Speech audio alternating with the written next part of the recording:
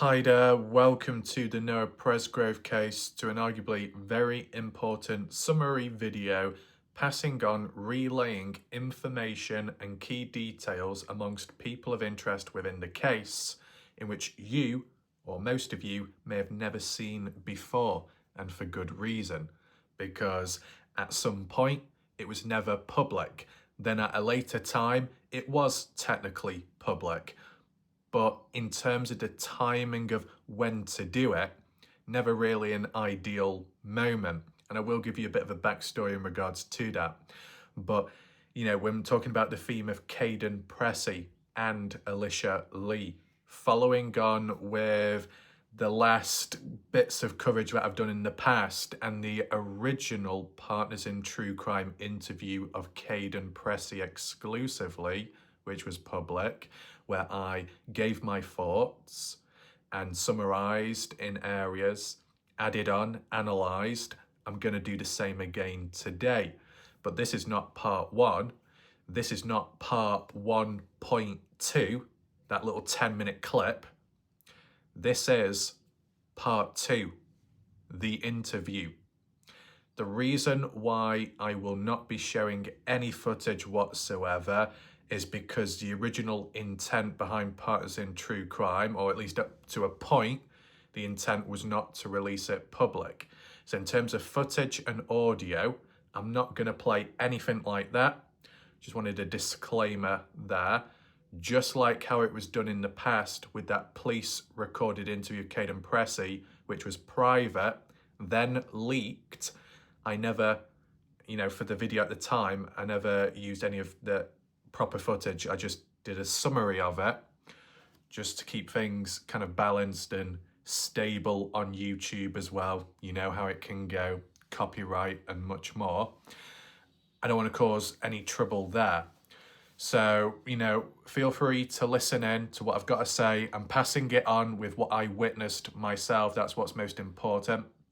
The origins, or where it could be found, or how it was found or passed along, was the Sofa Sleuth page, and there was it was just posted on the page, but then there was I think there was a brief spell where it was watchable elsewhere, but honestly, I can't remember the exact place.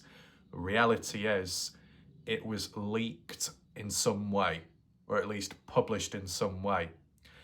And whilst it could come across as a bad thing, not that bad, considering there wasn't much, there was a lack of urgency from Partners in True Crime, as in when people gave a bit of a heads up to Partners in True Crime on one of the other Facebook pages, either to Cindy or Rob, saying, hey, are you aware that your never released interview with Kaden and Elisha is actually visible online publicly? And Cindy, I think it was, just gave a thumbs up. Yeah, is where it is. Or, yeah, oh well. Well, it can't be that much of a big deal then, can it? But maybe for the other party involved, like Elisha, Kaden, it could be a big deal. The way I see it, honestly, with how it's gone since, from the more important police-recorded private interview of Kaden Pressy, that being exposed, revealed, could be more damning towards the case than this more informal private interview Partners in True Crime in the end. So I think most of the damage has already been done. It can't really get any worse. That's in the words of Warlike Wrath. And considering what's been going on Reddit too, and deep dives there's other stuff going on at hand. So a video like this is just to bring it back directly to the case with people of interest. Some of it is word for word, some quotes, and details you just may have never heard of before.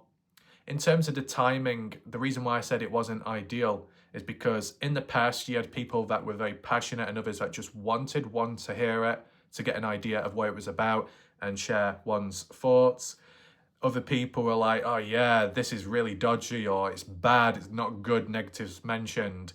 Then when I listened to it, which was publicly accessible, let me make that very clear, and done by other people, when listening into it, was it that bad?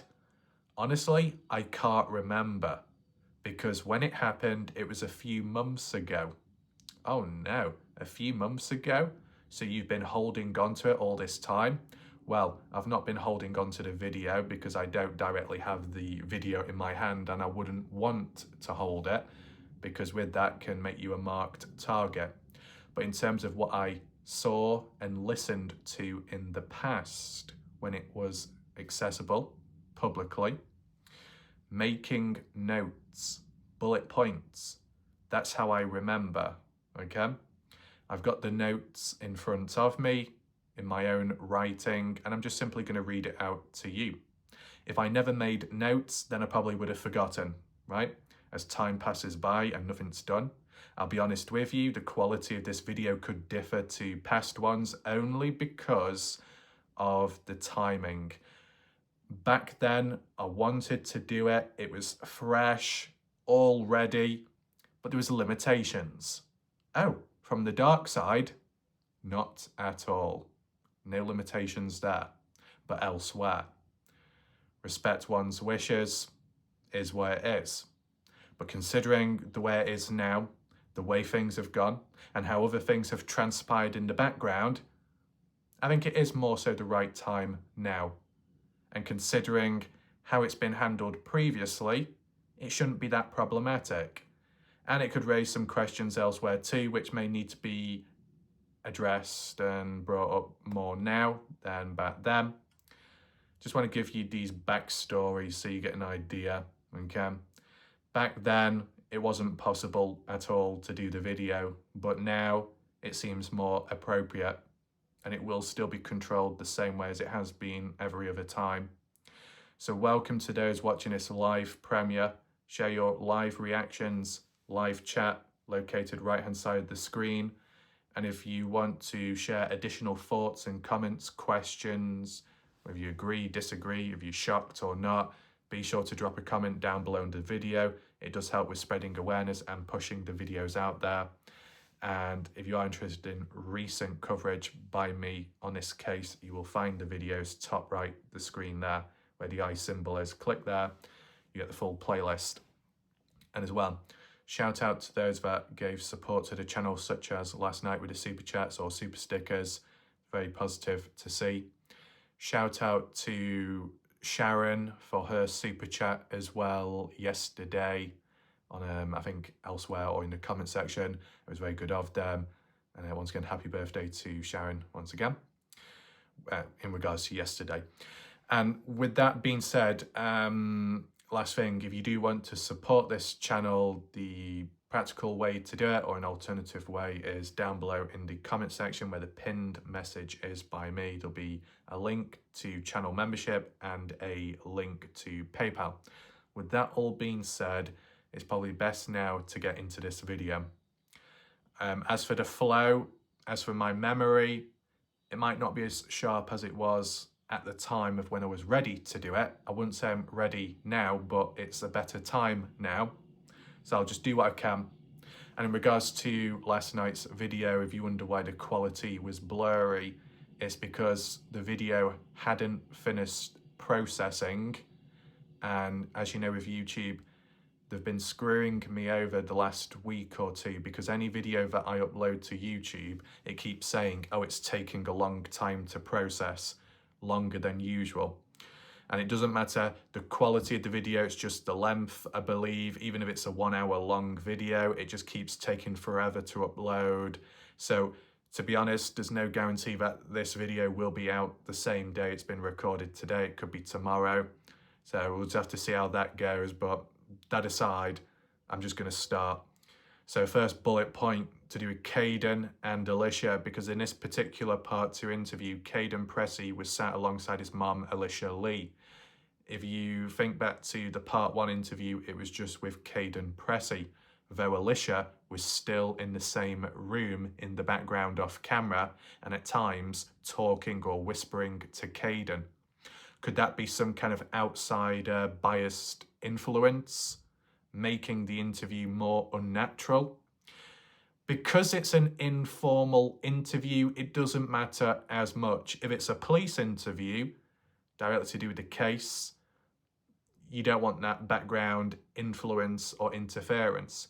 But supposedly it's because Elisha remembers things that Kaden doesn't, and maybe vice versa at times, because early on at the start, Kaden opened up to Elisha, because of everything that's happened, and really early on. And then I guess Elisha making mental notes and remembering stuff, which is understandable, and others may have done that as well. But it's just interesting that at least in the part 1 interview, there's a lot of jump cuts, little edits, things being cut out. That could be because of breaking down, crying, or forgetting, or the flow going, or interruptions in the background. It's understandable, but, with these edits along the way, it just makes you think. As for this part 2 interview, I don't think there was any edits, or not as many. It wasn't as noticeable. So that's interesting, at least. So it was following on in regards... I guess when they say following on, and this is me trying to remember it once again, I think the part 2 interview was just basically following on from the very first interview done with Kaden. Whether it had been recorded in the same exact day, all in one go, or spread out a little bit, who knows.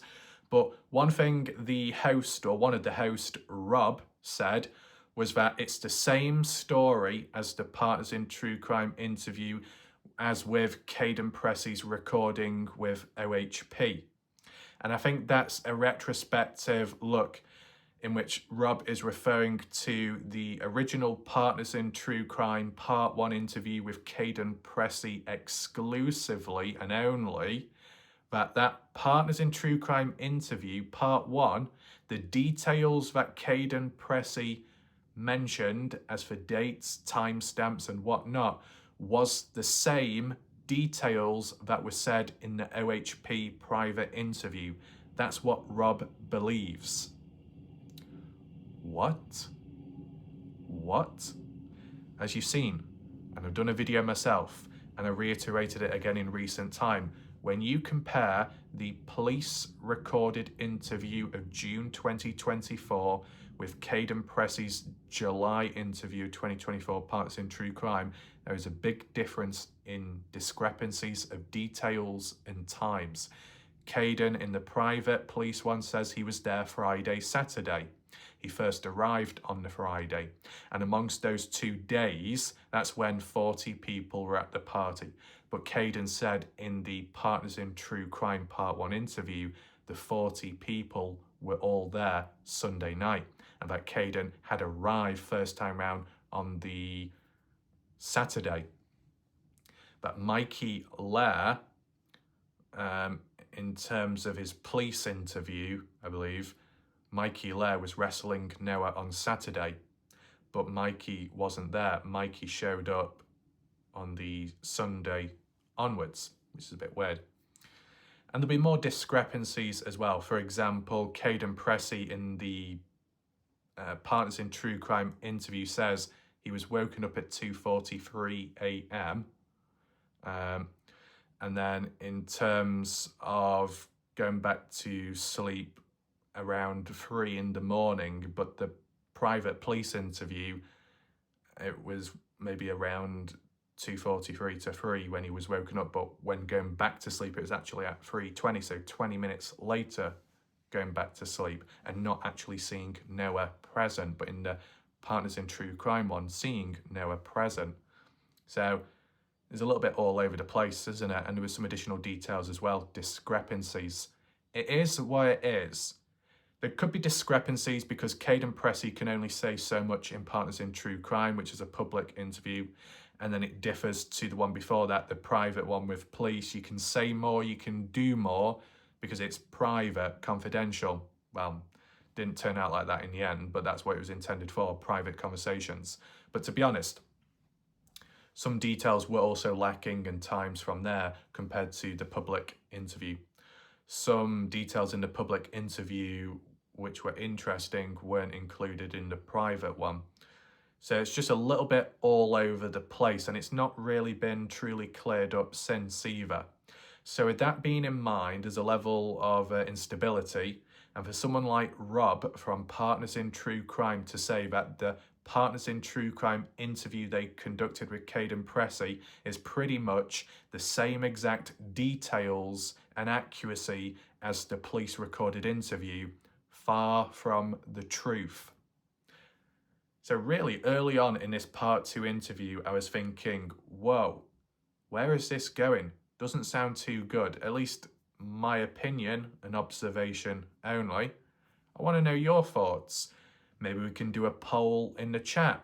Was Kaden's OHP interview the exact same as for details as the Partners in True Crime interview? Yes, no, maybe. I think it's pretty clear.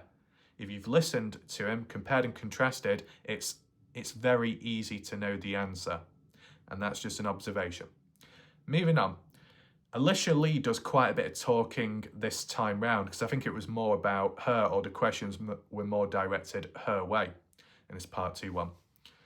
But yeah, Elisha mentions about Kaden Pressy offered his phone to 3 troopers for geonetting and it was declined. So that's what happened at some point early on in the case. Kaden had made a bit of a reference to it as well previously, where he tried handing his phone over, but the police didn't really want much to do with it. Eventually, it was successful, which is a positive. And from what Elisha had said onwards is that from Kaden's phone and data, it confirms he's right and his timeline is true, supposedly. But for Elisha to add on extra details that there was 3 troopers and the phone was offered to them and each one declined, supposedly. Interesting. Why is there no urgency? Why wouldn't the troopers want to grasp and grab that phone just in case? If you've got a person of interest that wants to help, the police and other authorities should be like really pleased to see that and make the most of it, but didn't seem to be the case here. And it's in regards to the geonetting, so like phone pings, phone data, where one was at a certain time. The geonetting has come up in discussions in this case. Justin Roy mentioning it quite a bit as well, if you'd be familiar with it. So there's that.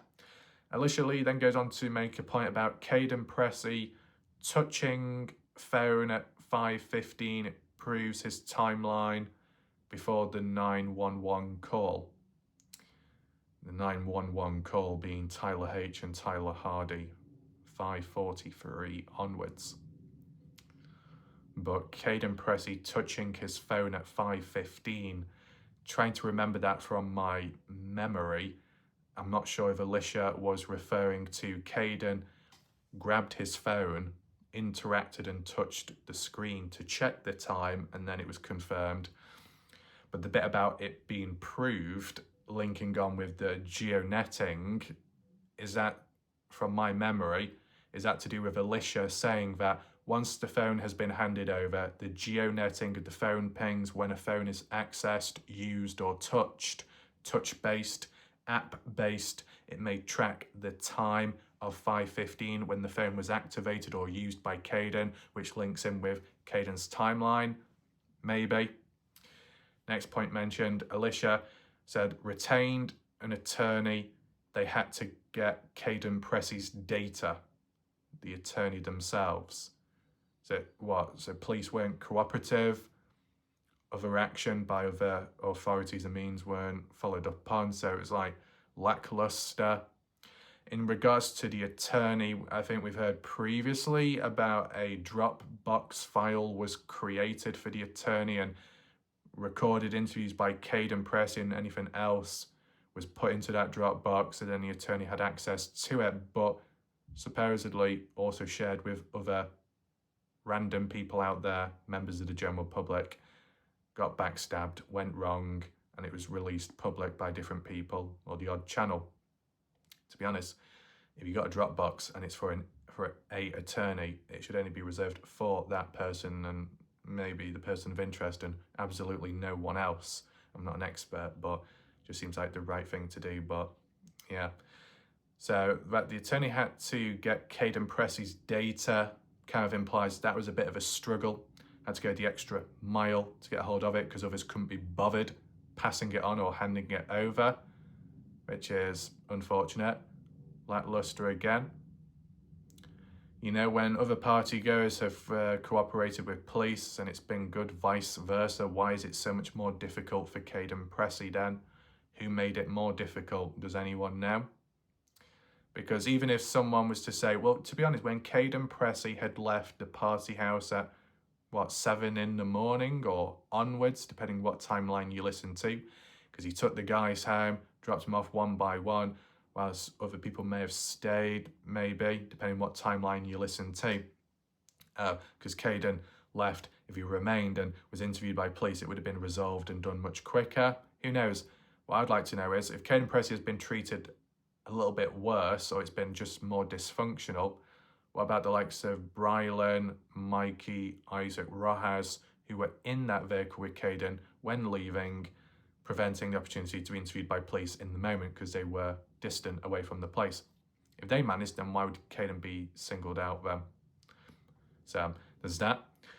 Next point mentioned, everyone's phone taken except for Kaden Pressy, which is strange.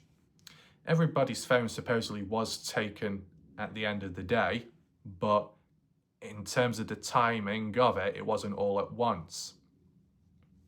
Was Kaden Pressy the last person to have his phone taken or approved, handed over? Kaden trying early on and was passionate and wanted to, but police didn't want it? Why would that be the case? Why'd Kaden be singled out? Of course, people have made the observation that when it came to online publicly talking about the timeline, Kaden's did not add up to other people's, so kind of singled out, odd person out. But does that apply the same situation in a different way in regards to the phone? Everybody else's phone gets handed over so data can be checked, geofencing, geonetting, anything else in between. But then when it comes to Kaden, we won't bother with Kaden. We don't need to, or we don't want to at the time. That's how it could be interpreted. I mean, was there any questioning by police or inside caution or skepticism in regards to the fact that Noah was wearing one of Kaden's Hey Dude shoes? Whether Noah put that one on or somebody else did, and if somebody else did, was it misdirection to try and pin the blame or the questioning focus on Kaden? And that's why police treated Kaden differently compared to other partygoers, because they just wanted to drag things out, monitor, and just observe Kaden's behaviour with time. Just like how in the Dylan Rouse case, police may have told the victim's parents, the mother, one thing, but as for the father, a different thing, just to see how they would react and what they would say, and monitor, the behaviour and patterns afterwards as like a test. Kind of like how some people maybe in this particular community have tested and experimented in the background, like that reference to that NDA in regards to calling Robbie Jose or whatever as like a test to see if people would keep quiet or not. Random stuff in the background. And I'll mention one other thing later on if there is time. So I'm just throwing it out there as for different possibilities. Okay, what else do we have? It was mentioned by Elisha that Kaden Pressy is or was seeing a trauma counsellor, which is very understandable. I mean, it could apply to any other party goer, but there's maybe not been as much mention of it, at least publicly, because it might be other people's private lives. But at least for this original interview, which originally was going to be intended for public use and access, then later a change of mind, change of heart, still recorded. The concept of Kaden Pressy seeing a trauma counsellor because, with him being present at the highway at some point and seeing your friend how it was and being up close to it can leave a scar on your mind, your thoughts. It doesn't always have to link to death. It could apply to other events, minor or major. It doesn't matter. Bad events, negative impressions can have lasting effects on you. It's kind of like an internal tattoo on your mind or even your heart, depending the situation. What you once saw, experienced on the receiving end of has a lasting reminder over time. So in the future, if there is a trigger, if there is a stimuli which stimulates a past memory node of negativity, or a similar occurrence or some kind of coincidence, it could be a scent, it could be a sound, it could be something visual, it could be text-based, it could be just a feeling in the moment, and it brings you back to a certain point, a bad time, messes with you, could be short-term, could be temporary, could be on and off over time. And in regards to that and how people deal with it in many different ways. But when it comes to trauma, people have brought that up in this case. When it's come to bad memory, recollections and forgetting stuff with time, the trauma kind of pushes details to the back of your mind, unconscious mind, maybe in hopes of it being repressed, suppressed to the point where it gets out of your head. But at times, maybe it never leaves the person. It just remains dormant within. And with time, when there is a stimulant, it will reiterate it in your head, bring it back to your conscious or subconscious mind. If it's your conscious mind, when you're awake, when you're alert, what you're reminded of, how you may feel on and off, not good. How you deal with it differs from person to person. If it's more so in your subconscious mind, that may be more so activated those memory nodes, the negative feelings and reminders, more so when you're asleep. And if you're asleep and there is a form of trauma and or PTSD, it could trigger certain night terrors and problems there. Once again, how people cope or deal with that can differ. And whilst a counsellor can work or other means along the way, it might not work for everyone. There might be alternative methods and treatments for each different person with time. But yeah, at the end of the day, when it comes to the concept of trauma, it can have lasting effects. And for someone like Kaden Pressy, who has experienced what he's experienced and still managed to put himself out there, even such as with going online, whether you're familiar with online, whether you consume, use or interact with people online or not, taking that step to put yourself out there on a bigger scale, more so than publicly, because the amount of people that can view a page or a video in a matter of seconds online, to tell your story or certain details of what you can remember, then be put under the microscope to be scrutinized, criticized, attacked, questioned, harassed, and anything else in between, and what people have said, and maybe Kaden at some point about being gaslighted, attacked, harmed in ways, harassed online, death threats to an extent, and maybe more. When you're already dealing with trauma and then you've got this on top of it, it's not great. It's just another layer. So whether you're in the process of recovering or just trying to get through day by day and move forwards, when you've got an added load on top of everything else, it can slow you down a little bit and it can make the situation harder. So it's interesting to see what Kaden has been dealing with over time, but you can also acknowledge that it will be just as difficult, supposedly, for other party goers and witnesses. It's like with Mikey Lair. At the time, he already had PTSD. And some people made a reference saying he was in some kind of like psych ward or something afterwards.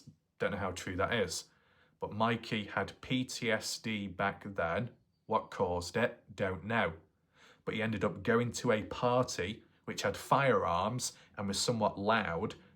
Doesn't sound like the best place to be in, but of course when it comes to PTSD, that itself, the trigger points behind it, it doesn't always have to be loud bang sounds or loud voices.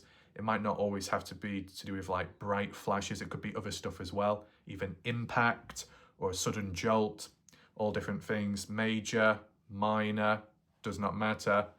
But For Mikey to be in a place like that at the time with what he had, but still be somewhat okay, is kind of interesting. But then on top, be at the highway afterwards to see, well, I don't know if he was friends with Noah or not, but to see a person the way they were, that's not going to help at all on top of everything else. So once again, you might get damaged people who then have to go through additional stuff, which could cause even more damage. From the perspective and what others have said on behalf of them, party goers supposedly, like Avery, Carter and Logan, at one point was supposedly harassed, maybe stalked physically, property damaged, bad, nasty things said online about them, and they felt unsafe, they felt scared. It's had an impact on their health, psychologically speaking. So you can say in a way, and this is to apply it holistically without going down the murder route, is besides obviously Noah Presgrove's family, friends of Noah Presgrove have also been quite negatively impacted, and it might have caused long-term damage for people, maybe more so those who were present at the highway, the scene, to actually see the state of Noah's body and what was still there. And that can be quite gory, and it just remains on you in a way, more so inside. So it's caused damage.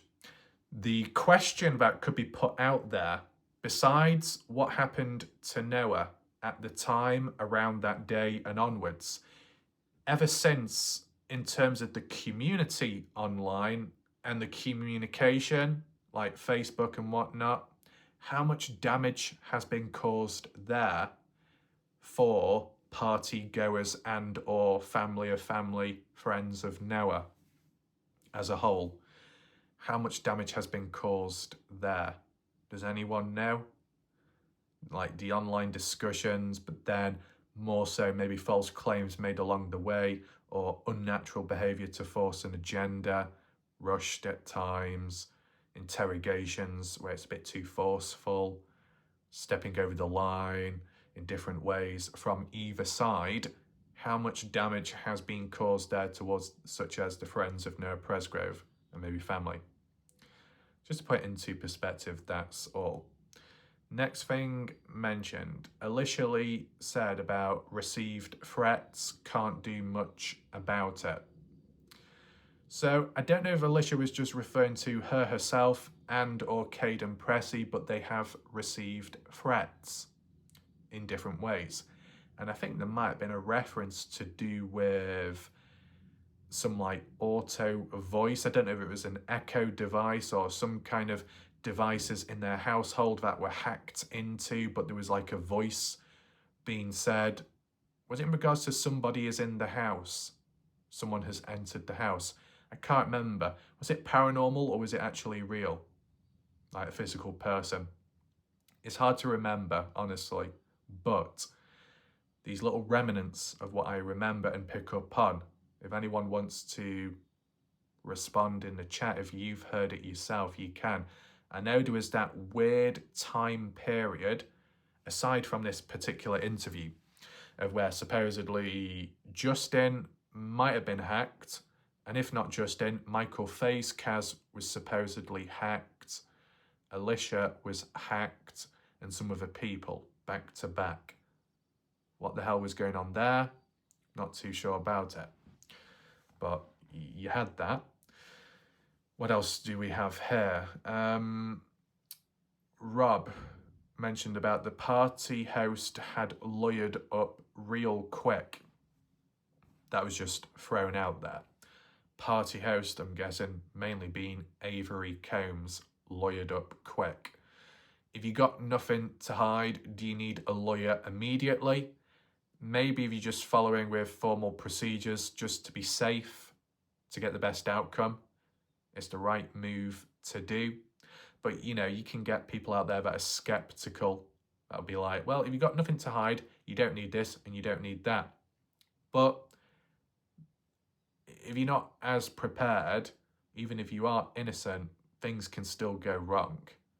I mean, out of all the party goers, how many of them are lawyered up? How many? Out of 40 party goers, out of 15 party goers, how many are lawyered up? Kaden Pressy's got his attorney, as we saw mentioned earlier on. Elisha Lee then goes on to mention about took time to convince Kaden Pressy needed an attorney. Okay. So kind of like what I mentioned just before about the party host situation, you've done nothing wrong, or that's what you feel genuinely. Do you need a lawyer? As for Kaden Pressy, Kaden believed or just felt he didn't really need a lawyer. He knows what he knows and what he doesn't. He just doesn't because he's got an alibi, for example, sleeping. He's innocent in his mind because his phone pings and data matches up with his own timeline. He's got nothing to hide. It's all under control. But Elisha wanted, or a couple of the family members wanted Kaden to have a lawyer. So it took some time to get into his mind. If Kaden Pressy went for that casual approach for not having a lawyer and attorney, would the outcome have been any different for him up to now, or would it have still been the same? Or would it have been one of those things where he appears to be the odd one out because he isn't lawyered up, but everyone else is? Does that make him look more confident or not? Depends how you look at it, right? The next point mentioned by Elisha was, what's that? Banned or, let me just double check. It's the writing, to be honest. Oh, blamed. Yeah, okay. So Elisha Lee supposedly was blamed for not giving Noah a ride home. Her response in quotes in regards to that interview, "I didn't know he needed a lift." Elisha Lee also mentioning, but didn't because she trusted Kaden Pressy.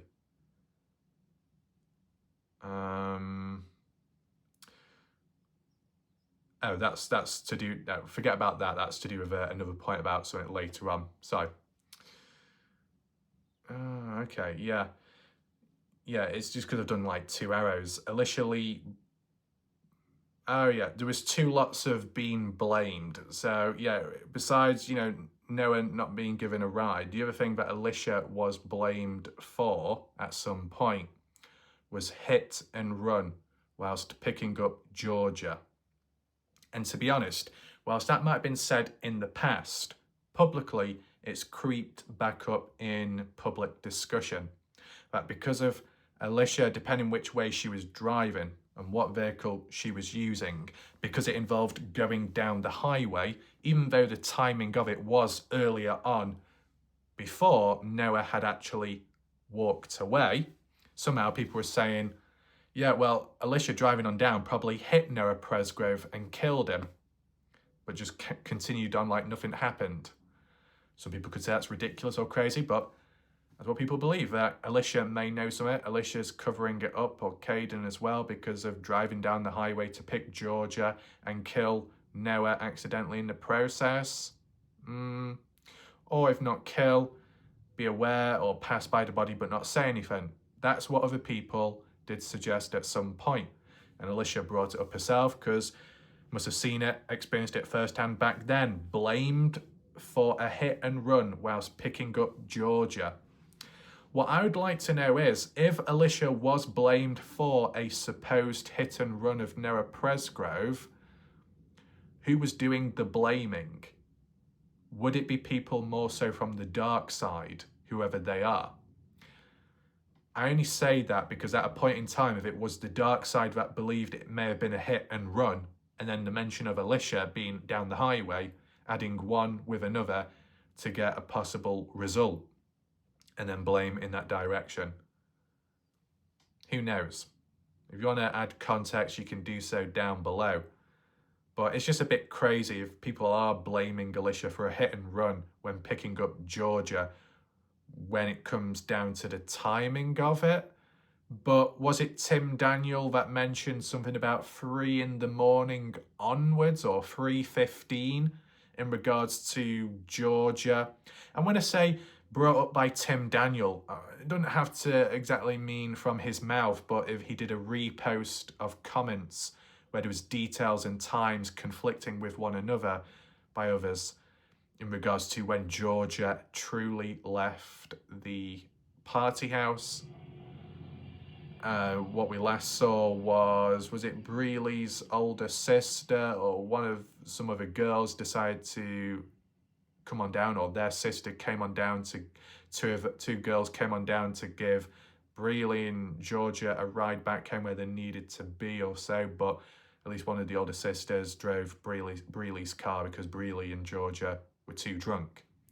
But in the process of leaving and moving down the highway, somehow pulling on over because of Elisha and Georgia's mom, known as Melissa, intervening because they were somewhat concerned because Kaden had gone quiet, not been monitoring Georgia. Georgia's now left, moving unusually based off, I guess, a ping or something, or maybe Life 360 or something else, and worrying to an extent.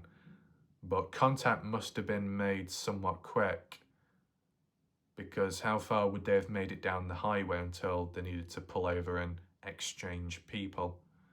I wonder how much distance was covered down the highway and in what direction. Just out of interest, if that could be filled in, that might help a bit more. But just based off the original timing, at least what we heard, and from that older sister or something related to Breely in some way, saying that, well, Georgia Breely left just before or around 2 in the morning. Well, Noah supposedly left the house and or property at 3:30. So it still wouldn't really tie in together, would it? So there's that. And then the next thing, which I just briefly brought up just before, was about Elisha also mentioned that she was blamed for not giving Noah a ride home. And I believe, I don't know if it's mentioned in this one, but Kaden Pressy had said at one point it eats him up that he couldn't give Noah a lift back home, having known what happened afterwards. You wish you could have done more, but you know, it's good of Kaden to show that side of him, but it's not his fault because there are other partygoers who were also drinking at the time. So all the blame or stuff can't just be pinned just on him. Gotta acknowledge that. In terms of, though, that older girl, that older sister or friend to Breely, in a Facebook conversation, what we saw in a previous video of mine not long ago, the mention of, well, if we had known that Noah Presgrove wanted a lift home, us girls, or we or I, would have given him a lift back home 100%. But they didn't know at the time, and Noah Presgrove didn't reach out either. There is a chance at some point, maybe 2 in the morning onwards, that Noah was okay with staying at the party, came to that realisation that he couldn't go, no one would give him a lift, so it's, oh well, I'll just enjoy it whilst I can and make the most of it. And then when an opportunity did show up, Noah wasn't there to grasp it. And if he was, he could have been saved. But would it have just delayed the inevitable for a later future party? Maybe. Would it have delayed the inevitable of people getting outraged over the social hosting laws if it happened at a later point? Yeah, pretty much. Got to mention it. So, with that being said, and Elisha saying, I didn't know he needed a lift, that's one of the reasons to why, well, it's not the reason, but it's a side reason to why Elisha did not show up at the party house. The main reason being because when collecting Georgia, they were already down the highway. So it's just finding the person, collecting, and then doing what needs to be done from there on. If Georgia was still at the house and there was a reason to come on down, then maybe Elisha may have actually gone to the house. In terms of the last Partners in True Crime interview, which did Jack, I believe Jack mentioned about Elisha, I think, the mention of Elisha making it to the party house, but I'm sure it was Robin Smith and or Ashley Chadwick that said, no, Elisha never went to the party house, even though Jack has worded it that way. So that's kind of interesting. If Elisha had shown up at the party house, would it have been a different outcome for Noah Presgrove? It's not fair to word it like that because it puts unnecessary pressure and causes issues towards Elisha there. What I would say is, though, if Elisha had showed up at a certain time, just like how the older girl or girls showed up, sisters, to Breely appearing at the party to pick him up, well, nothing happened there. No awareness of, oh, did Noah need a lift? Oh, we would have given him one, but we didn't know at the time. We were actually there physically, but there was no mention of it, no acknowledgement at all. So, oh well, never mind. If Elisha was there too at the same time or a bit later, would the opportunity have come up for Noah to be given a lift back by Elisha? Maybe not, because maybe by then Noah was already okay being at the house and remaining there. And maybe he may have not even seen Elisha, depending where he was or what room he was in at the time. So there's no guarantee. Even if Elisha did make it down to the party house, there's no guarantee that Noah would have got a lift back. Because if Elisha didn't know and no one told her, by the time she arrived, if no mention after, well then, no action taken, just collecting Georgia, if it was that outcome. So I don't think it makes a big difference there, but it's just worth mentioning. Now, the next point's mentioned by Elisha, in quotes, full intention of going to the party house. And then it becomes, oh, wait, And Elisha says, but didn't because she trusted Kaden Pressy. I believe this is more so to do with the build-up to like 10:30 p.m. Sunday night onwards, when Georgia, Kaden's cousin, shows up unexpectedly, Kaden not anticipating it, then having to sober up just to make sure she's okay and no other guys mess with her, looking out, which is a good thing to do, but also it's an added responsibility when you weren't intended on doing it and you were there to actually have fun. You've got to become a little bit more wary and cautious, which is kind of unfortunate, but then at the same time, you do what you got to do, switch things up in the moment for the right reasons. But because Kaden Pressy was there and deemed responsible, or a good responsibility, reliable more so, Elisha didn't worry as much. But as she said, put aside Kaden Pressy, if known about Georgia being at that party house, Elisha said she had full intention of going down to the party house. That's what she was originally going to do. By the time of when action was taken to go on down, it wasn't directly towards the house. It was to do with the highway because the girls were already on the move when leaving. So if Kaden didn't show his willingness to look out for Georgia, Elisha probably would have gone down to that party house earlier, maybe coming across Noah Presgrove as well. Would it have ended differently? Would it have gone any other way? Who knows? But if people want to try and tie it in with the recent research, what other people have been claiming that there are video clips here or there of supposedly at some point in the past, Elisha racing in the car park lot with young party people or something, which seems a bit random, and pinning down one of Kaden's former girlfriends on the ground. I mean, could it end in fireworks, explosions, but not for the right reasons if Elisha was down at the party house, saw the state Georgia was in, and the party goers around? Would it have been a fight?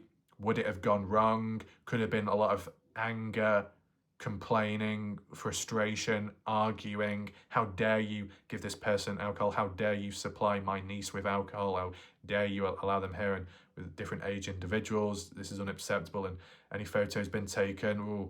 So could it have gone into a full-out blown war of words or physicality? What some people could suggest, not directly me, but I'm just putting it there for the perspective only. Would it have been any different for Noah Presgrove, though, the outcome, if Elisha had showed up, which she intended to do so originally? Well, if Elisha wasn't aware of Kaden's situation of wanting to go home, and or if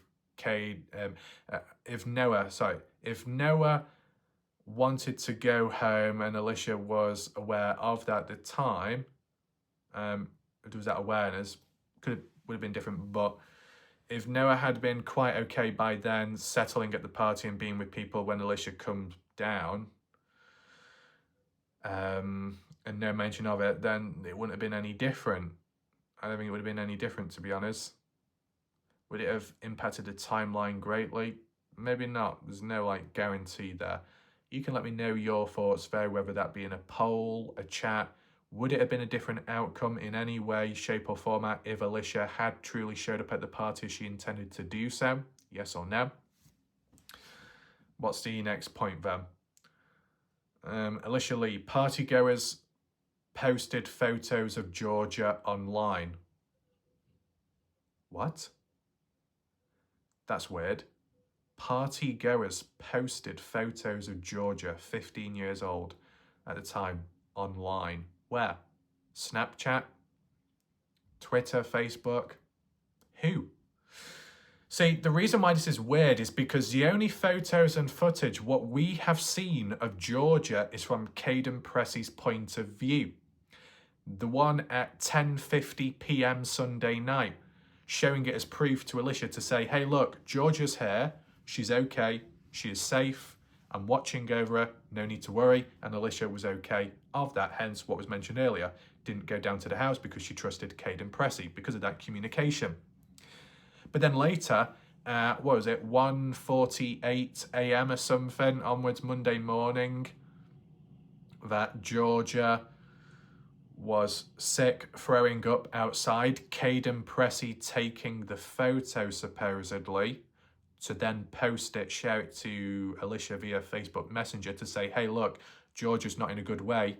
And then Elisha responded back word for word roughly as in, hey, you follow her wherever she goes. If she goes to the bathroom, you follow her and make sure nobody takes photos of Georgia while she's in this vulnerable place. And I believe Kaden said, no one's taken any photos.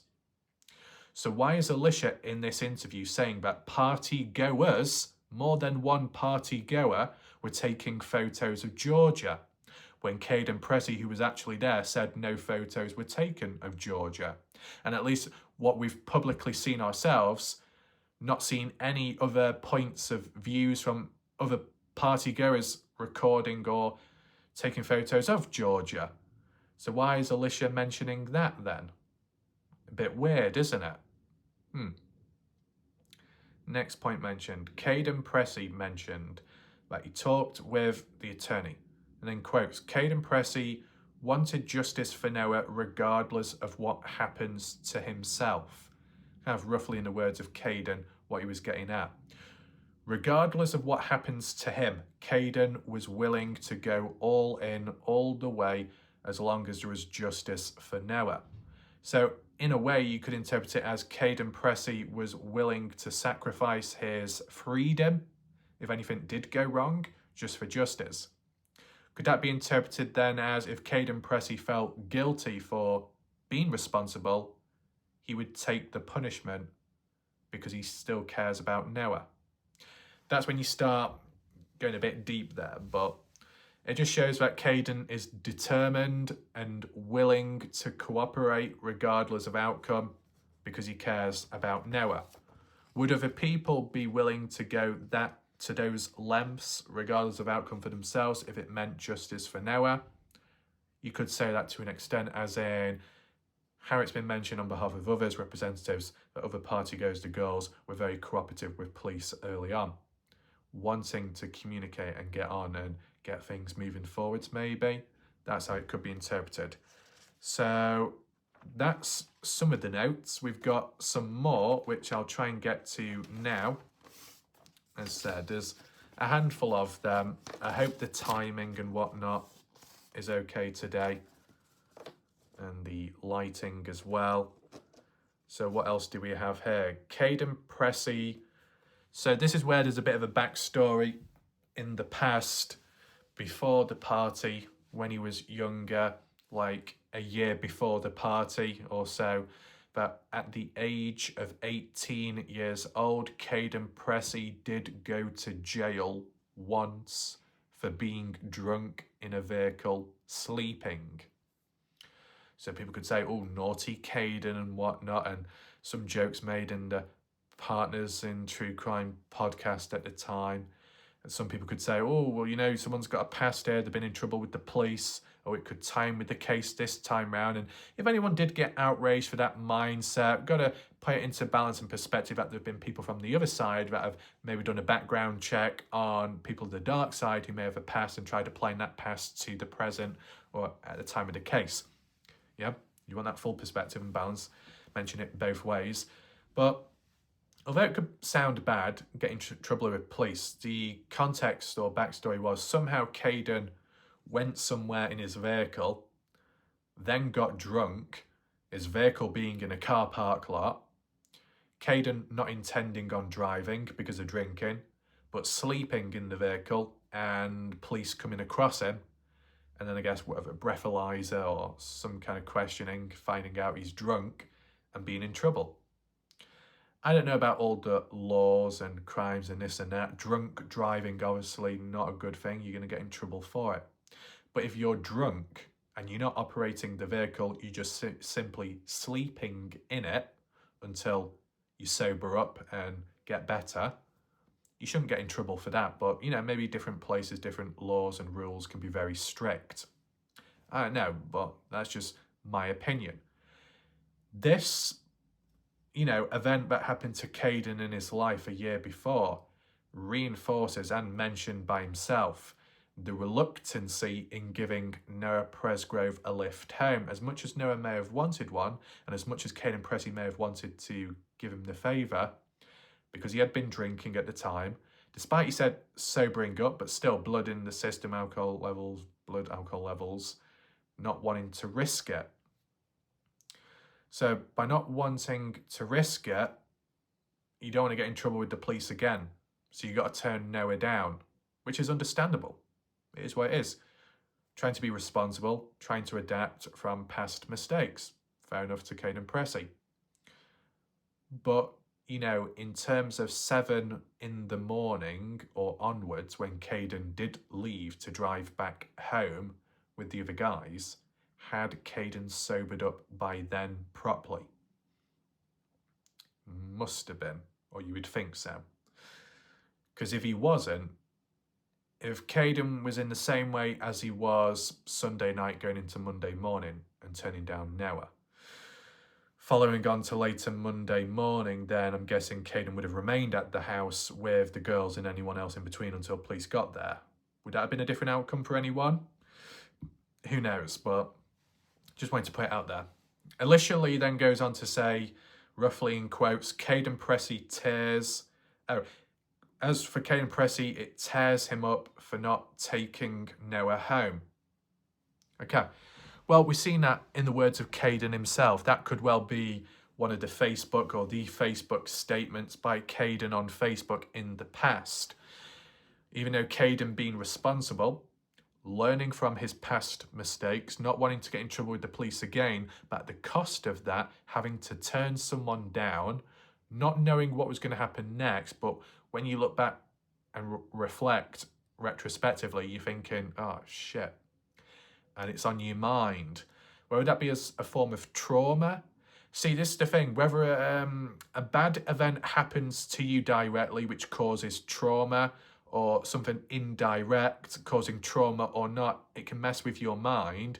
But then along the way, it can then make you doubt yourself, or ends up making you blame yourself for something you couldn't control, or something you weren't going to know what would happen next.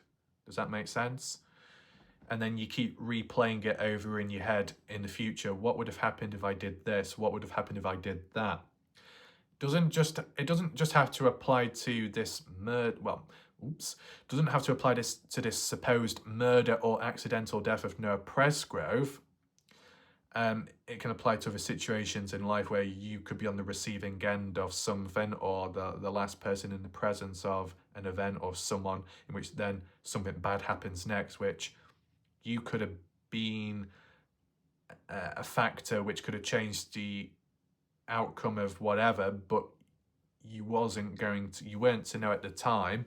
but that extreme torture, self-punishment, self-hatred torments you over time, with any other issues as well in between, that can be outwards.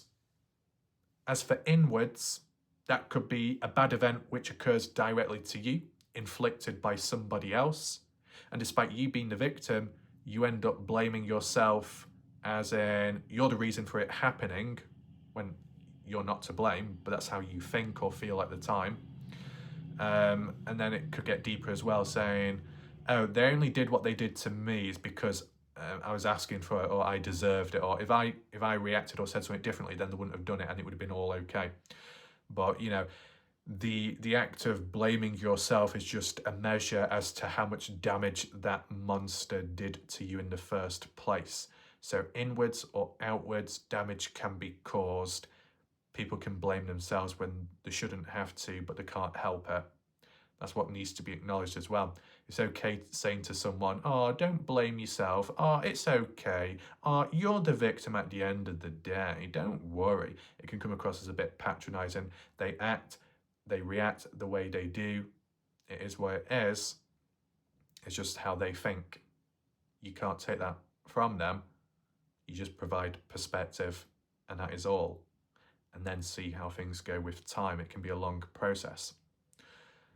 So once again, in regards to Kaden Pressy, it tears him up inside. That could possibly link to some of the trauma as well. What else? Kaden Pressy then mentions, roughly in quotes, around midnight when Noah had asked to go home. Didn't explain why, he just wanted to leave. Okay, it kind of ties in, I guess, with what we've been hearing. Around midnight would imply 12 p.m, but as in, you know, Sunday night going into really early hours of Monday morning. And in terms of Monday morning, what was the very first Snapchat post, video, photo, screenshot taken? To my knowledge, it's 1:05 in the morning, at least from that timeline that I did. Because I went from 10:52 p.m. Sunday night of Noah supposedly dancing in the kitchen with the black shorts and no writing on his stomach, to then jumping to 1:05, Kaden outside front porchway, well, patio more so, recording Brylan slapping Noah because Noah was asking for it. From 10:52 to 1:05 in the morning, what happened in between that? You know, there's a fair time difference from Sunday night to 1:05 Monday morning. What happened in that small space of time? Well, that big space of time. What else occurred? What else was recorded? Not too sure. But for Kaden to say around that time, that's when Noah wanted to go home. What's that like for people? You know, your thoughts in regards to that, let me know. Noah didn't explain why. If Noah hadn't explained why, then maybe the reason for going home wasn't that big of a deal then. Or was it a private, personal one in which Noah couldn't confide in anyone? That's just how he felt at the time. Who knows? Kaden Pressy mentioned that Noah Presgrove understood why Kaden Pressy couldn't take Noah Presgrove home due to drinking. So there was a level of reasoning and understanding. At a time of when Noah Presgrove may have been somewhat drunk, still conscious, still able to communicate with Kaden and understanding. Kaden saying, well, I can't because I've been drinking, don't want to get in trouble with police. And Noah Presgrove is like, yeah, okay, I understand why you can't because of the drinking, fair enough. So just natural communication and a good understanding there goes a long way. Whilst Noah Presgrove wasn't willing to open up in regards to why he wanted to go home, Noah was understanding enough from Kaden's point of view and stance. Was that the same for other people? Don't know. What else mentioned? Noah Presgrove really wanted to leave, in quotes. He asked the next person, etc., and so on. And in regards to that, we have heard it brought up since by Kaden Pressy about Noah reaching out to other people, but Kaden didn't actually see it happening, but says it did happen. it's a bit weird. Some people were like, oh, well, if you didn't see it, then why are you saying it happened then if you didn't witness it? And others said, well, maybe because he heard Noah then talk to someone about it. So you interpret it as, well, if you can hear someone inquiring about a lift home, it's the same situation as when he approached me. And Kaden said, yeah, in a way, pretty much that's it. So we've taken into consideration that, I guess. What else do we have? Kaden Pressy mentioning there was wrestling at the party, quite a bit of it. What does that exactly mean? And who with? Well, from Kaden's police interview, the private one, Noah was wrestling Mikey Lair on a Saturday, even though Mikey wasn't even there on Saturday. He first arrived on a Sunday in the afternoon, evening time when Noah was heading back too. Yeah, bit weird. But as for wrestling in general, more than one occasion, over the days, who knows, but likely involving Noah Presgrove, because he's all about that, and any other people in between. Some people have made references or labels to Colton Newton, the MMA steroid mutant user. That's not from my words, that's what other people have said. Well, Kaden had said Colton Newton was there at one point, at least, like Sunday when returning back, and which would imply there Saturday. Colton said he was there Saturday. So if there's wrestling on and off at the party, Colton into a bit of wrestling, or maybe Jack or anyone else, and more so Noah, having it out with one another in a light-hearted way, but could people then push it and say, well, maybe the wrestling went bad, it went wrong, went too far, and that's what caused the death? Or could it be that there was some wrestling at some point with Noah and someone or some people? Noah embarrassed one of the party goers or friends, and then it led to a little grudge, and then they got the revenge afterwards, took it out on Noah, and it went too far. It's just worth putting it out there as a possibility. What else did Kaden mention? That Noah Presgrove was yelling at Jack on the Saturday. Why do you always mess with the girls I like? So once again, these are actual details what Kaden had said in his Partners in True Crime interview, which he didn't mention in the actual police official recorded interview. Well, in terms of specific details at least, okay? Not everything, but certain specific details. I just want to make that very clear. So like when you get like a quote, a direct reference, the event might have been mentioned in both interviews, but the quote may have not been. So it's just little layers like that, and some other stuff which is greater in size too. But yeah, we've heard about it previously. I've done my coverage, as you'd be aware of. It wasn't Jack having to go at Noah. It wasn't Noah and Jack having to go at one another. It was more one-sided. Noah yelling at Jack. Saturday, more so midnight, 12 p.m. going into really early hours of Sunday morning. And Noah, from what Kaden Pressy overheard and witnessed, Noah said to Jack, why do you always mess with the girls that I like? And Kaden Pressy said, from what he heard, Jack denied it. Then again, I'm sure there might have been something mentioned elsewhere as for a quote, but oh well, at least from the notes that I've mentioned, why do you always mess with the girls that I like?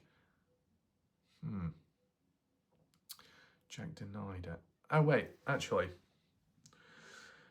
it might not be Noah saying that. It depends. I'm just sure I remember it worded as Jack came out with a response in regards to Noah.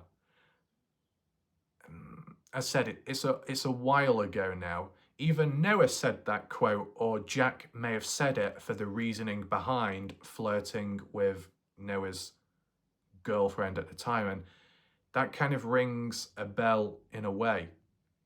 Because Noah being the popular guy at parties, Noah being the one to flirt with multiple girls at parties such as this one, because of drinking alcohol and whatnot, maybe Jack was the one that said, why do you always mess with the girls I like? And because of that, that's why I'm going to do an eye for an eye and talk to someone that you like and flirt with your girlfriend to get back at you. But Jack denied it. Maybe Jack denied flirting, maybe. Depends which way you look at it, to be honest. But anyway, moving on. Kaden Pressy. Here we go. This is yet another important point. Kaden Pressy said in his Part 2 interview, he has never met Avery, Carter, Logan until that party. The party, the final one that Noah attended. September 1st, 2nd, 3rd, 4th, around that time. Interesting, 2023. Kaden Pressy said in the Partners in True Crime Part 1 public interview that, at least when it came to Sunday morning, long-time friends all hanging out in Waurika at the gas station to get breakfast. That consisted of long-time friends, including Kaden himself, Jack, Noah, Brylan, Isaac, Avery, Carter, Logan, and Jasmine, maybe Stephanie, don't know, 8, 9 long-time friends. That's what Kaden referred to them as, and his long-time friends who he met in the past, years ago, in and around car parks, maybe in towns, hanging out, drinking and whatnot. That's how they all met over time. Long-time kind of local friends, which involves Avery, Carter and Logan. But on the same YouTube channel, same style of interview, but Part 2, then Kaden says, I've never met Avery, never met Carter, I've never met Logan until this party. Well, if you've never met Avery, Carter or Logan before, but you are best friends with Jack Newton in the past beforehand, how come Jack never introduced you or made a reference to the likes of Avery, Carter, Logan then? And if Kaden Pressy has never met Avery, Carter or Logan until that party, then why did Kaden Pressy on the same YouTube channel in the first interview regarded them as long-time friends and how they met in the past? It makes no sense whatsoever. To refine it, Kaden should have said, oh, and when it came to Sunday morning, some long-time friends, with the exception of Avery, Carter and Logan, we all headed out because I didn't know those girls at the time, first time meeting them, but I was familiar with Jack, I was familiar with Noah, familiar with Brylan, etc., but, you know, it wasn't worded like that. So, either Kaden Pressy is coming across Avery, Carter and Logan for the very first time, or he's been friends with them for a long time in the past. And basically, Kaden Pressy has given both scenarios. So when people are questioning Carter Combs for supposedly saying, I don't even know who Noah Presgrove is, but also, yes, I'm his friend. Do you know him? Do you not? Why would you lie? Well, with that same level of questioning, are people going to apply that to Kaden as well or not? That's just to be balanced. So, you know, people, instead of just going after one person with questioning, why not somebody else? Or would that lead to getting attacked or blocked? Who knows? What else do we have? Kaden mentioned that those girls, Avery, Carter and Logan, that the girls liked their drinks. Just in general, maybe. But if that's in regards to the party, the final one, would Carter like her drinks if supposedly she was the designated driver and was not drinking alcohol at the time? I mean, Brooke Bounds Carter, what's your response to that? Just because I know you've mentioned it previously in regards to what Kaden had said about those girls liked their drinks in general or at the party itself. Then, what's this point mentioned by Rob, the host, in quotes? Kathy Bingham doing nice work. She's a sweet, sweet woman on the case. Oh, maybe at the time. Got to take this in mind. When this Part 2 interview was done, it was done before the police interview was leaked months apart. And why is that significant? Because the backstory is, once that police private recorded interview was leaked, revealed public, and it came out that Kaden made a reference to Kathy Bingham coming down to the house to show him the footage of the tampering of evidence of the black shorts being removed by a police officer, volunteer firefighters nearby, and some other people, that when Kathy Bingham heard that, she switched up real quick, did a post on Facebook, later deleted afterwards, but it was archived, and Kathy Bingham was basically saying, I never did this, I don't have footage, I didn't hand it in to police, I've got nothing, no, it wasn't me. And then she started questioning Kaden, saying, well, to be honest, yeah, in regards to Kaden, how he dealt with things, leaving the highway to go back to the house to then watch TV, is that something what a person normally would do? With a certain mindset? Is that a normal thing to do? So Kathy Bingham really switched up and showed her true colours and turned on Kaden Pressy there. The moment it came out publicly that Kathy Bingham supposedly did have key material and had shared it with Kaden and the mention of it with police, Kathy didn't like that, then turned on Kaden and questioned him as if he was a possible suspect. But Kathy Bingham mentioned no mention of the likes of Brylan Sweat or Mikey or Isaac for coming back home to then go straight to sleep. Now, that's okay, going to sleep, to rest after seeing a dead person, your friend. But as for someone like Kaden that goes back home to put the TV on, unable to sleep, just have TV on as a distraction or a sound, noise, to fill that void and that sadness in between, oh, that's suspicious. So clearly in that moment, Kathy Bingham did have an agenda in an unnatural way with Kaden, but was biased towards defending Brylan Sweat because of, I think, family connections or something. So obviously, you would think that Rob's perspective of Kathy Bingham has changed drastically, right? But the original mention back then, before the context, Rob said Kathy Bingham is doing nice work on the case and that she's a very sweet woman. Would people agree with that now? Let me know your thoughts. Rob also mentioned that Kathy Bingham had interviewed a lot of kids. Really? Because from what we saw, I think later as a follow-up or some kind of Partners in True Crime interview with Kathy Bingham, the transcript said she had only interviewed 6 people up to a certain point. And how many people were supposed to be interviewed there? 40, 15, 20? I don't know how many people. But 6 doesn't sound a lot. But Justin Roy did mention on Facebook at one point, maybe some weeks ago, that Kathy Bingham had interviewed 2 of his family members. 2 people there. Kaden Pressy may be interviewed by Kathy Bingham. Brylan Sweat may be interviewed by Kathy Bingham. That's 4. Who would the other 2 be? I don't know.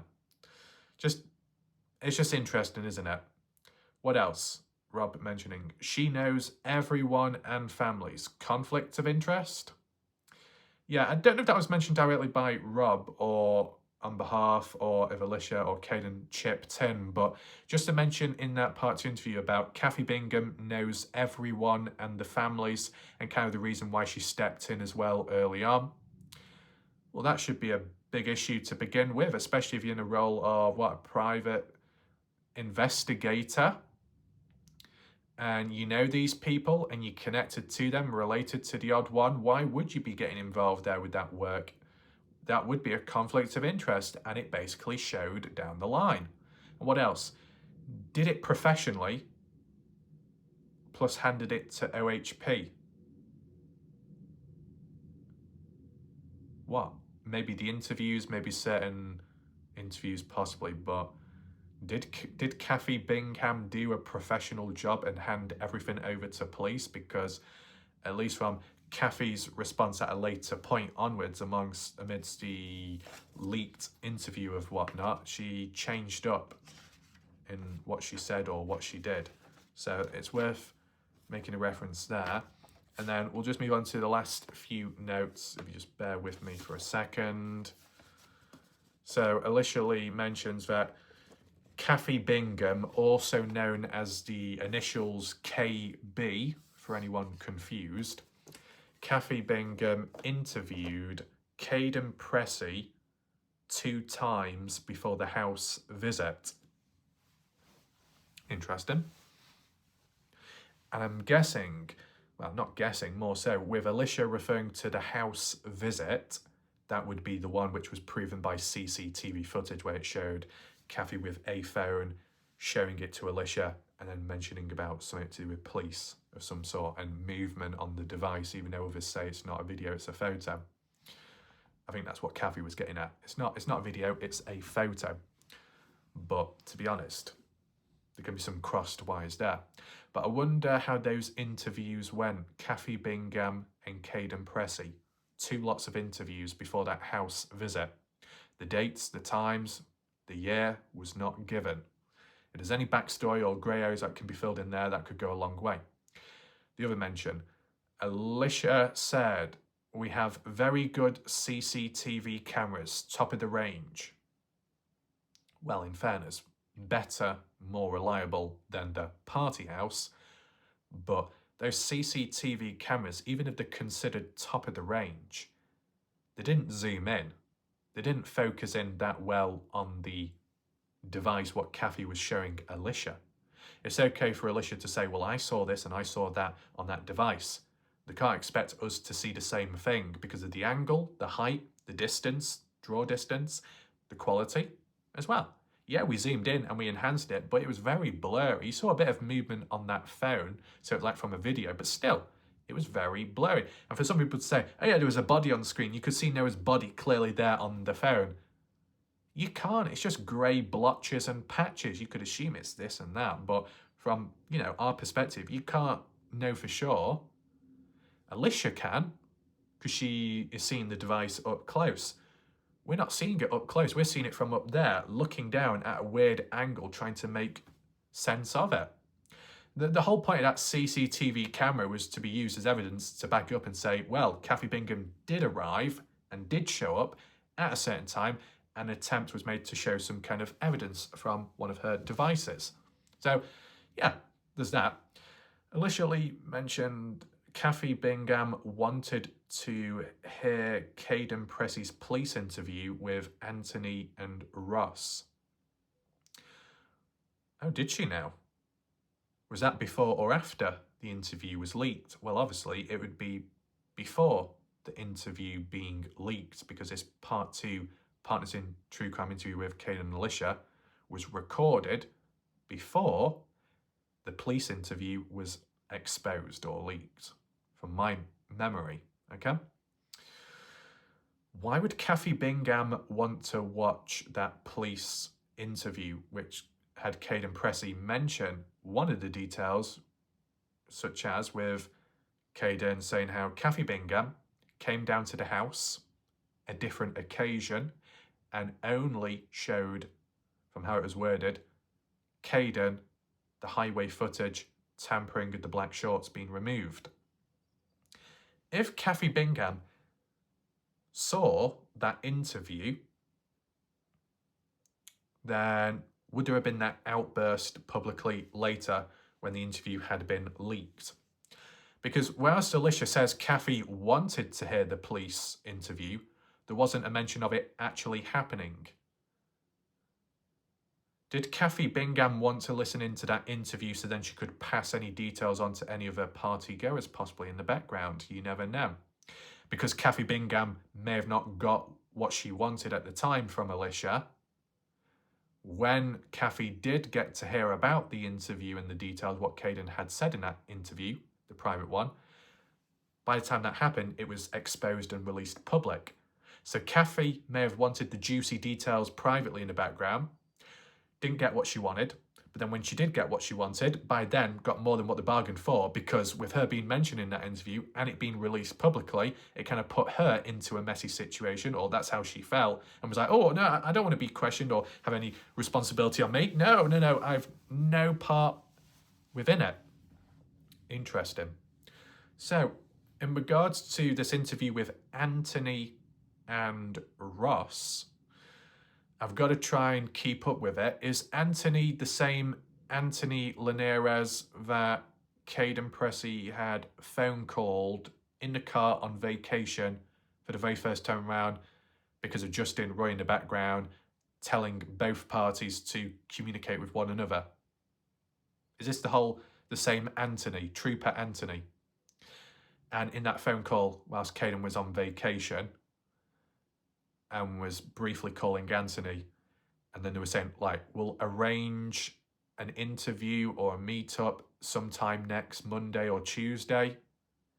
Is that what followed up with that June interview of 2024? Can anyone confirm? It would kind of make sense in a way, but I don't know if that's dragging on in terms of time. But yeah, so I'll just mention it. Next point mentioned by Elisha Lee, in quotes, I positioned the video camera on my phone when Kathy Bingham showed the video. It was 10 seconds from her phone, that's all. And then Elisha saying, we have discussed it before. We've discussed it before in a previous conversation. This might be the certain area, and I just want to give a disclaimer right now to at least try and alleviate or reduce any damage or any confusion. This part 2 interview, by the perspective of maybe some of the dark side or some other people at some point may have interpreted it one way, which made Elisha and or Kaden look dodgy, but Elisha's response being, well, what the dark side is referring to is not the same interview or not the same footage as what we're talking about in the Partners in True Crime interview. We're talking about something completely different. So if there's a misunderstanding or a gap, two separate things going on, people aren't on the same page. I just wanted to mention that now before I read on any more, just so there's not too much confusion. But for Elisha to say, I positioned the video camera, what, the CCTV camera, you purposely positioned it in such a way that it was pointing towards you or something? Positioned the video camera on my phone when Kathy Bingham showed the video. Wait, so was that planned then by Elisha? Her own phone was used to position the CCTV camera to point in the direction of when, at the time of that phone handed over by Kathy Bingham, when Elisha was looking at it, she was like, you know, just tilt it up there so the camera can see it. That sounds like it was planned, just as for safety reasons or evidence reasons. And if you're backing it up or you're just being a little bit more prepared, or because you don't trust the individual, depends how you look at it, but it's kind of interesting that. What else do we have? Elisha Lee, in quotes, we have discussed it before. In regards to that 10-second clip, it was from the scene, the highway. Okay. Description of what was in that 10-second clip of what we saw, but not clearly, but from Elisha's point of view. In that video, headlights were turned on. In quotes, you could see things. And that's repeated twice. And when Elisha said that, you could see things, in that part 2 interview, I interpreted it from her body language and behaviour. Elisha did get upset. Slightly. I think it was either the tone change, the facial expression of looking upset, or kind of like holding it back slightly. I definitely interpret it like that. Just like how when Kaden Pressy got emotional and video was cut or edited in the part 1 interview in regards to the highway. Other details included, Elisha saw on that 10-second clip of Noah's body was on the ground with black shorts on.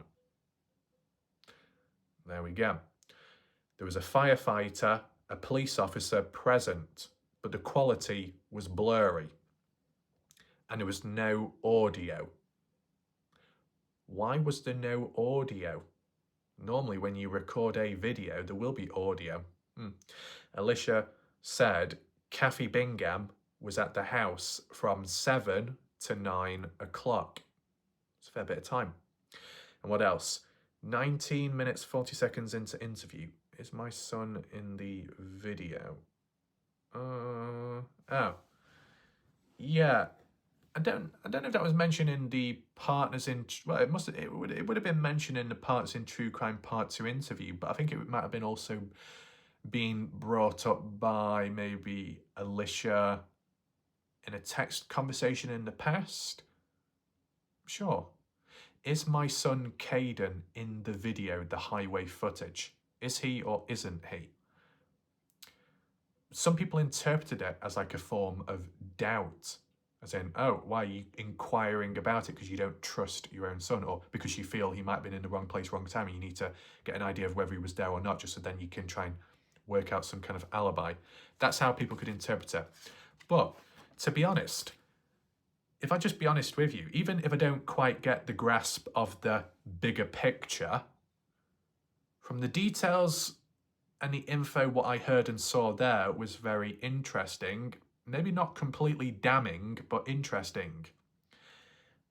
This is probably stuff I'm not going to remember, or it might take some time to remember, but it's just from a certain perspective, that's mainly it.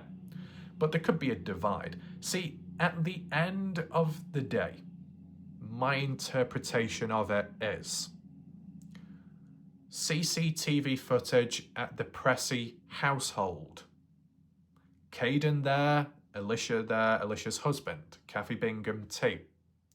A 10-second clip is presented to Elisha, showing Noah's body, Noah wearing the black shorts, firefighter, police person being present. A 10-second clip. One video. And then you got Kaden Pressy in the police private recorded interview, which occurred kind of like a month before or so, in June. And Kaden said he was shown a video by Kathy Bingham of the highway of the black shorts being removed. The way I interpret that is 2 different videos possibly, but of the same time, roundabout roughly. Elisha was shown only a teaser of it, and Kaden was shown a lot more of the video. One could be a 10-second clip, the other video longer in length, around the same time by the same person, or maybe a slightly different perspective, but just a separate piece of video recording. So when people are calling out the one that Elisha has seen, it's different to the one that Kaden Pressy has seen, 2 separate things. So maybe that's what the gap and the confusion is there in regards to talking about it. And if there is any mentions of previous interviews that have taken place with other people, and it's not the one what you're thinking of, then maybe that's what Elisha is referring to as well. But supposedly the theme is at one point there was a disconnect between what Elisha was getting at and then what the dark side were interpreting from this Part 2 interview. But in recent time, what about the reasoning behind the interview not being released initially publicly? Some people have said in recent time that, the interview was done, recorded, intended to be released public, but then amongst questioning at the time, or Travis Davidson, that name popped up, Elisha being attacked at the time, felt reluctant to have that video put out there because it could go wrong. Well, the video was put out there publicly, but not by me, other people. But it was publicly viewable, publicly accessible, just like that private police recorded interview. And just like with that then, looked at the details, interpreted it as best as I could, and then laid it out. Did I get attacked? For the most part of it, no.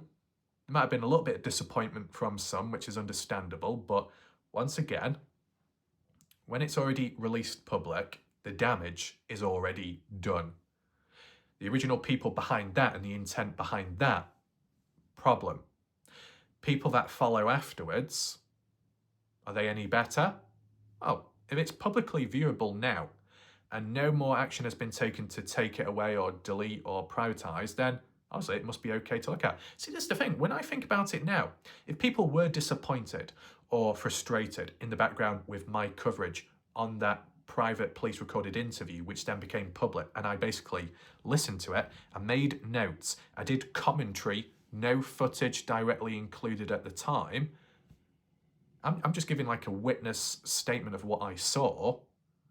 I'm just making a video about it. And there would have been many other people that would have consumed the interview and just listened to it. Does that make them all criminals and bad people too? And furthermore, if it was that big of a deal and that bad that Kaden's police recorded private interview should have been private, the moment it was released by a certain channel out there that has an obsession with me, as you're all familiar with by now, they posted it publicly, that full interview. Should it have been done? Probably not. Elisha didn't want it, but it was published, released, public on the channel. And whilst yes, you can say it's a good thing because of that channel, then you got to learn that way. One more so getting at is, if certain people had such a big problem with it, why could some be spending more time thinking about let's report RAF videos to YouTube because that will help, and let's completely neglect a YouTube channel that has directly publicly posted a private interview with police that shouldn't be public? We won't focus on that. We'll just focus on reporting Warlike RAF's videos instead. What? That's how you can interpret it. Interpret. See, what happened with that private interview that was posted on another channel and made public? At one point, it was taken down. Oh, and was Elisha or some people pleased with that? I don't see why, because it wasn't taken down. It was privatized. Then when the heat level cooled off, the video was public once again. And I believe it still is till this day. So if it was really that damaging or problematic and legal issues as well, that video shouldn't be there right now. More action should have been taken. Yet it seems like there's been more focus towards me and my videos, possibly a call for arms, compared to another channel out there that's completely turned things upside down. What the hell's going on there? How you could interpret it, right? And, you know, once again, like with this Partners in True Crime interview, at the end of the day, more so the part 2 Partners in True Crime interview, originally at least from interpretation, was intended to be public, but then decisions changed with time. But when it was leaked or posted elsewhere on like Facebook, for example, and publicly viewable for the most part of it, and may have been shared on as well and uploaded elsewhere, who knows, when tagged about it, Cindy said, one of the hosts, said thumbs up like that. What? Oh well, good. Never mind. Not much urgency. Does it matter? Maybe, maybe not. Oh. See, this is the thing. I would argue and say the police interview is more important and more sensitive than the Partners in True Crime Part 2 one. Because Partners in True Crime, like a podcast, what they record, what they do, especially in a setting like that and informal, more so for public consumption, to listen to and learn most of the time, the same would be for the Part 2, but changes made down the line. Police interview to begin with was intended in privateness, confidentiality, and yet that was leaked in the end. But it was kind of accepted, like, oh well. So if that's accepted and it's like, oh well, then why does there need to be a greater level of secrecy on the Partners in True Crime Part 2 interview? Is it because it actually focuses on interviewing another person besides Kaden Pressy? Maybe. But either way, I wouldn't say what I looked at was as shocking as what other people made it out to be. And that's just my opinion. Could it have been exaggerated or out of proportion? Maybe to an extent. As said, if I was doing it at the time when fresh, might have had a bit of a different perspective or a different energy level behind it, but it just wasn't the right time. We'll just see how it goes. If there are any problems, if anything does backfire, if this video you don't see afterwards, you know why. Okay? Just make a mental note of that. But all I've simply done is relayed it from what's been said. That's pretty much it, right? And in terms of certain factors or elements that have been mentioned here or there in today, they've also been mentioned in public discussion previously. So, and by other people too. Just wanted to round it together. Hopefully you found the video somewhat interesting. If you want to maybe hit the like button, maybe share, that'd be appreciated. Be sure to drop a comment down below to let me know your, thoughts and whatnot. And if you want to check my previous videos out, I symbol up there. If you want to support the channel, down below, PayPal link. With that all being said, my name's Warlight Raf. Thanks for watching. Goodbye. Good night for now.